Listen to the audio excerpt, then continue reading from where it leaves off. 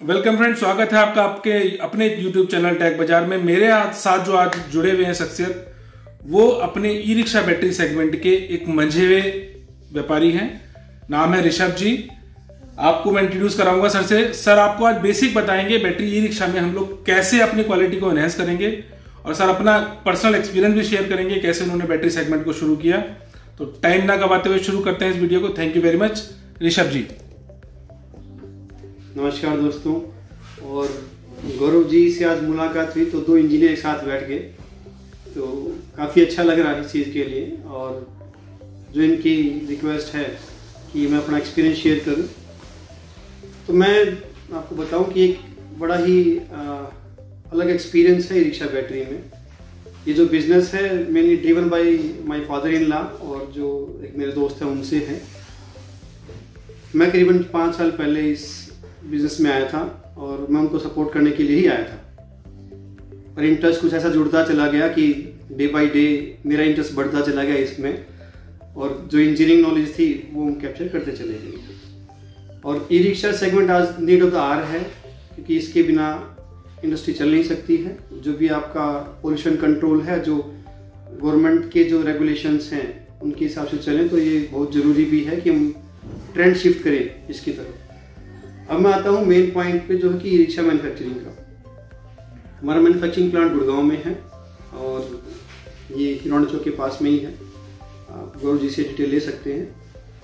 E rickshaw में मैं बात करता हूँ मटेरियल से लेके और डिज़ाइन तक की। सबसे पहले हम कास्टिंग करते हैं, पैनल कास्टिंग करते हैं, और किसी बड़ी मशीन की ज़रूरत नहीं है दोस्तों। अगर आपको बेसिक्स नॉलेज हैं, आप सिंपल फिजिक्स जानते हैं, सिंपल प्रोसेस जानते हैं, तो आपको बड़ी मशीन में पैसा लगाने की आवश्यकता नहीं है।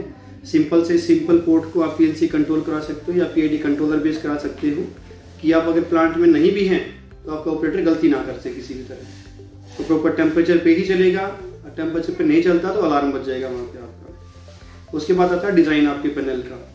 जो डिज़ाइन है ई रिक्शा का, 99% लोग क्या कर रहे हैं कि सिंगल स्पाइन में काम कर रहे हैं।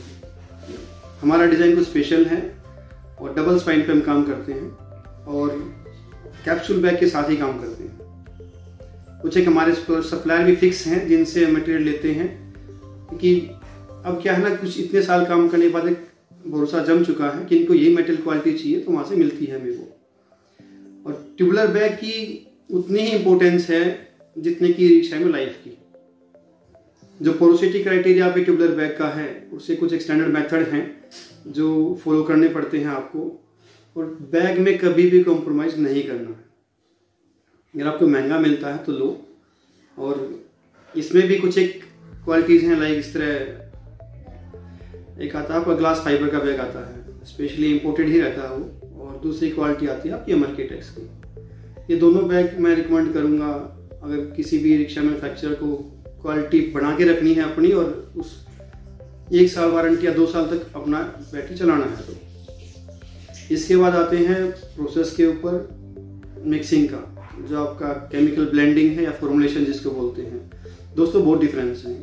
इन्वर्टर क्या है कि स्टैटिक एप्लीकेशन है, और जो हमारे आई स्टैंडर्ड बोलते हैं आज तो वो स्टैटिक पे ही है, और लोग सेम प्रोसेस को ये रिक्शा में लेके आ रहे हैं विदाउट एनी नॉलेज, जो कैरी फॉरवर्ड नहीं है एक्सपीरियंस से, उसमें फेल हो जा रहे हैं।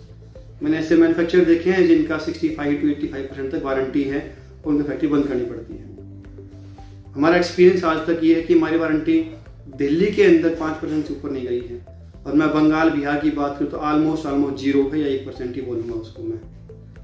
ठीक है, तो इस पे आपको स्पेशल फोकस आपको केमिस्ट्री पे ही जाना है। वापिस जो आपका ब्लेंडिंग है, जो फॉर्मुलेशन है, उसमें बहुत सारे इंपॉर्टेंट केमिकल हैं जो ई रिक्शा के लिए टोटली अलग है। हमारे मोस्टली केमिकल इंपोर्टेड हैं, ठीक है। मैं गौरव जी से बात करूंगा, केमिकल्स के नेम और जो प्रोपोर्शंस हैं, सारी डिटेल्स रहती हैं उस चीज़ की।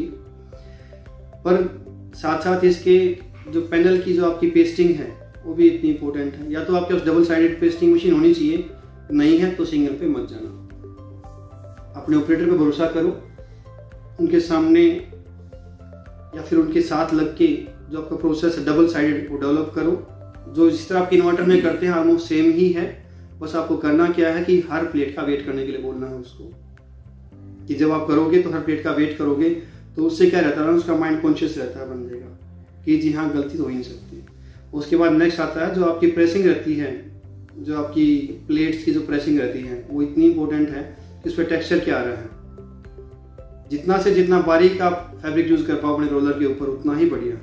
मैं शायद कुछ एक फ़ोटो भी दूंगा अगर मेरे पास है तो गुरु जी को, ताकि वो शो करें अदर मैन्युफैक्चरर्स के लिए। उसके बाद आता है क्यूरिंग का प्रोसेस।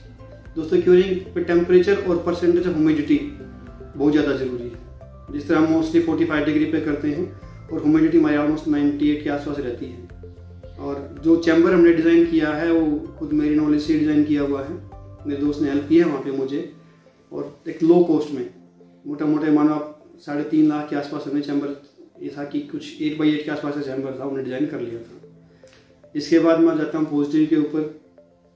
पॉजिटिव में भी हमने कोई बड़ी मशीन लेके नहीं चले, जो आपकी ऑक्साइड फिलिंग मशीन है हमारी खुद की डेवलप की हुई है, उसमें कोई बड़ा कुछ लॉजिक नहीं है। आप सिंपल 1400 आरपीएम की मोटर लेके उसको 90 आरपीएम तक रिडक्शन कर सकते हो उसकी, या फिर बेल्ट पुली रिडक्शन कर सकते हो, और जितने भी इम्पैक्ट आपको चाहिए कॉम्पैक्ट डेंसिटी के लिए वो फिक्स कर दो उसमें आप, कि जी इतने एक बार आपको ट्रायल करने पड़ेंगे स्टार्टिंग में उस मशीन के बेस पे कि जी इतने जो पुशअप्स लगते हैं तो मेरा इतना वेट आ जाता है उसके अंदर। वहाँ भी आपको कंट्रोल चाहिएगा, हर प्लेट आपको वेट करवानी है अपने ऑपरेटर से, थोड़ा सा टाइम लगता है पर ये क्वालिटी डिलीवर करती है वहाँ से। इसके बाद आ जाओ आप बॉटम सीलिंग पे। बहुत सारे मैन्युफैक्चर क्या है इस पे इन्वर्टर के हिसाब से ही जाते हैं और वो बॉटम लो क्वालिटी लगाते हैं उसके ऊपर। दोस्तों ये कामयाब नहीं है, ये स्टैटिक एप्लीकेशन के लिए है, और आप जहाँ डायनामिक एप्लीकेशन के लिए रहे हो तो मेरा सजेशन है कि बॉटम मोल्डिंग के ऊपर जाओ। इंजेक्शन मोल्डिंग मशीन्स आती हैं, उनको कन्वर्ट करवा सकते हो, उनको फाइन ट्यून करा सकते हो अपने रिक्वायरमेंट के हिसाब से। यहाँ भी पैसा ऐड हो रहा है, ये आपका ऑपरेटर टाइम लगाएगा, हर प्लेट को मोल्ड करना पड़ेगा, और उसकी आप इमेजिन नहीं कर सकते कि लाइफ कितनी बढ़ जाती है। जिस ऑक्साइड को आपने पीछे से खरीदा है, आपने अपने कस्टमर को बेचा है, उस ऑक्साइड को आप बैटरी के नीचे तो नहीं गिरा सकते।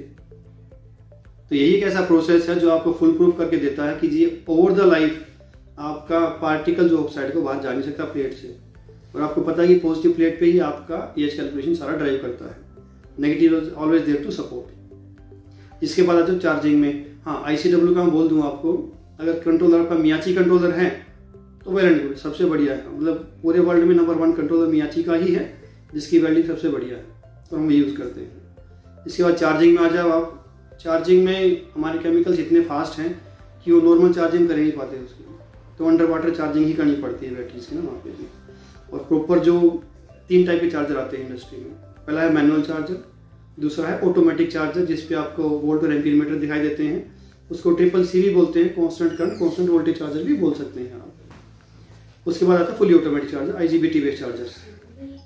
तो अगर आपके पास पैसा है तो आई रिकमेंड कि आप IGBT बेस्ड चार्जर पे ही जाओ, क्योंकि उससे आपकी थोड़ी सी चिंता कम हो जाती है। आपने एक बार प्रोग्राम फीड कर दिया है तो उसी पे आप जा सकते हैं। और ट्यूबुलर बैटरी है तो आपको चार्जिंग प्रॉपर्ली टेक केयर करनी पड़ेगी। मैं एक पॉइंट आपको जरूर बोलूँगा मार्केट के लिए, दोस्तों वारंटी 90% ऑफ द वारंटी वो फेक ही रहती है, ठीक है, क्योंकि ई रिक्शा सेगमेंट क्या है, बड़ा ही नॉन ऑर्गेनाइज्ड सेगमेंट है। रिक्शा वाले को ये तो पता है कि जी हाँ कंट्रोलर है, इसमें मोटर है, और उसकी क्वालिटी उसको नहीं पता है। इसके अंदर मोटर किस क्वालिटी की लगी है, कंट्रोलर किस क्वालिटी का लगा है, वायर का डाया कितना है, चार्जिंग करंट जब जाता है तो वायर को हीट कर रहा है कि नहीं कर रहा है, तो बहुत सारे फैक्टर हैं। तो battery is totally driven by electronics. तो वहाँ पे भी आपको पूरा फोकस करना है कि अपने डीलर्स को बोलो कि DC किलोमीटर हमेशा रखे अपने पास हो। जैसे ही बैटरी किसी ने सेल किया है तो DC किलोमीटर से उसका चार्जर मंगवा के चेक करें कि यहाँ 15 एम्पीयर चार्जर प्रॉपर ड्राइव कर रहा है कि नहीं कर रहा है। ये बहुत ज़्यादा जरूरी चीज़ें हैं। हाँ, इसके अलावा मैं एक पॉइंट और आपको बता देता हूँ, अपनी बैटरी को क्लियरली बोल दो कि पेयर ऑफ 4 ही सेल होगा। Equalization of AH is mandatory, वो बहुत ज़्यादा ज़रूरी चीज़ है, अदरवाइज आप वारंटी में फंसे रहोगे। आपको ये समझ में नहीं आया कि मेरी बैटरी ख़राब हो क्यों रही है, क्योंकि जब आपकी 3 बैटरी पुरानी है, एक बैटरी नहीं रखी जाएगी तो रोड आप समझ सकते हो किस चीज़ पे जाएगा। तो ये कुछ एक बेसिक फंडामेंटल्स हैं जो मैं शॉर्ट सी वीडियो में दे रहा हूँ। बाकी डिटेल्स के लिए गुरु जी से आप कॉन्टेक्ट कर सकते हैं, वो हमारे साथ हैं अभी से। बहुत धन्यवाद आपका, थैंक यू। तो दोस्तों आपने सुना, सर ने हमें बताई सारी चीजें। इंडस्ट्री ऑटोमेशन की तरफ जा रही है, जो लोग पिछड़ जाएंगे वो पीछे रह जाएंगे, तो चलना हमें ऑटोमेशन के साथ पड़ेगा। हर चीज की वैल्यू, टाइमिंग और उसकी परफॉर्मेंस पे ध्यान देना पड़ेगा। सर की पूरी वीडियो का अगर मैं सार आपको बताऊं तो वो सार सिर्फ ये है कि परफेक्शन अगर हमने आज नहीं अपने साथ में लिया तो हम लोग बाकी लोगों से पिछड़ जाएंगे। जो दूसरे शब्दों में अगर मैं कहूं तो जो लोग ई रिक्शा में कामयाब हैं उनका सिर्फ एक मंत्र है, वो है परफेक्शन, चाहे वो मशीन्स में हो, प्रोसेस में हो या प्लेट्स में हो। तो दोस्तों आशा करता हूं आपको ये वीडियो अच्छा लगा होगा। इस वीडियो से रिलेटेड कोई भी चीज अगर आप जानकारी और चाहते हो तो सर का नंबर मैं आपको डिस्क्रिप्शन में दूंगा, सर से भी आप बात कर सकते हैं, एज वेल एज आप हमसे भी जानकारियां ले सकते हैं। Thank you very much. जय हिंद, जय भारत।